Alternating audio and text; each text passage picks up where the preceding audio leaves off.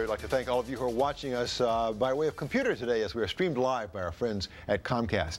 Building a better relationship with your children starts with what our next guest calls the best kept secret in communication. She's the author of Trusting You Are Loved, Practices for Partnership. Francine Epstein joins us right now. Good to see you again. Oh, it's a pleasure to be back. Thank you. So what is the best kept secret in communication? Well, as far as I'm concerned, it's listening.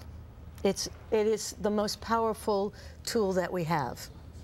You know, when you hear communication, people think about speaking. Right. But really the power is in our listening. It seems so obvious, but so few people seem to be good listeners. Why is listening so important? Well, because the greatest gift that you can give anyone, you know, especially children, but anyone, is the experience of being heard. Because the experience of being heard is the experience of being known, of being understood, and of being appreciated.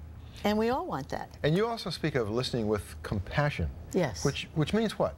Well, you could simply say it means listening from your heart. Yeah. But to explain it a little bit more, it's really listening beyond the words that someone's using, beyond the story that they're telling you, and listen to really how they're feeling, and really how they're being affected by what they're telling you.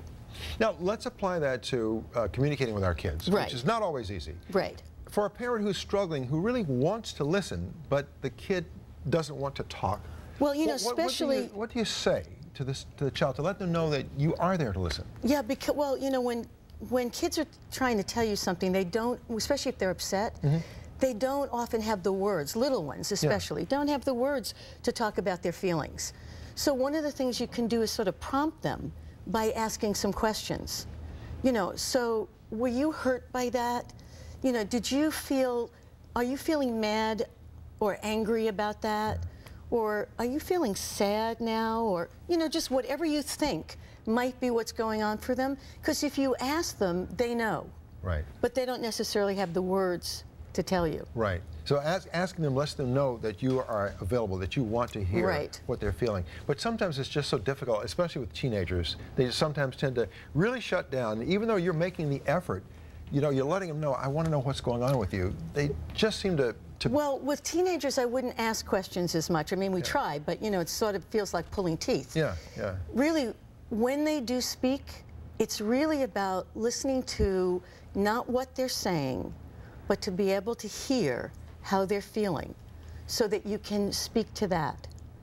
Because we have a tendency to not honor people's feelings, you know. We try to tell them not to feel the way they're feeling. Yeah. I'm literally going to ask you to put the words in our mouth, okay? What might a parent say? What are the words a parent might say to a child who is reluctant to open up? Just to let them know you want to hear what they have to say. Well, you know, you might say, you know, I'm really sorry that you don't feel comfortable talking right now. Yeah. Or, you know, try to get a sense of putting yourself in their shoes and say that. You know, because when we say I'm sorry, we're not apologizing. It's really an expression of compassion. You know, so, you know, I could understand that you would be reluctant to tell me about what's going on. Right. That kind of thing.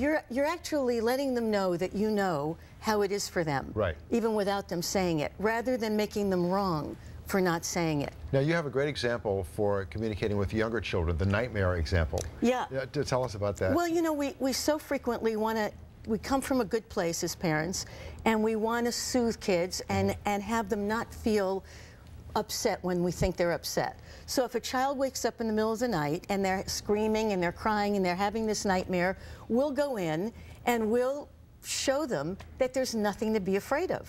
You know, we'll put the light on, we'll look under the bed, we'll open the closet, we'll show them there's nothing to be afraid of. What that does is now not only are they afraid, but now they're wrong for being afraid. We've invalidated the feelings that they're having because they are afraid. Yeah. So we need to acknowledge that they're afraid. Listen to their fears. Yeah. Oh, there's that word again. Listen. Well, because what you want to say to them is something like, I bet that was really scary. I'm so sorry you were frightened. So that they know that it's okay for them to feel the way they're feeling. And these principles of listening that you're offering us apply to all relationships, not just with our children. All relationships. I mean, after all, how effective has it ever been to tell anyone, look, don't worry. There's nothing to be upset about. You shouldn't be upset.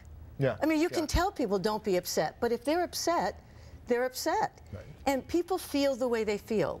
And what we need to do is honor their feelings. Now, you've given us some good things to tell the other person in the relationship that we want to listen. What's something we can tell ourselves to remind ourselves to be good listeners? Well, for me, it's what we put our attention on. And to not watch out that most people want to figure out what they want to say rather than listening to what you're saying. So you're saying something, we're preparing what we're going to say in response. Right. And really, we don't have to think about that, because if we really listen to what you're saying, we'll know what to say. Francine, I think I'm getting it. Okay, great. It's been a pleasure listening to you. Thank you. Thanks for being with us. For more information or to order Francine's book, Trusting You Are Loved, just log on to our website. It's right there.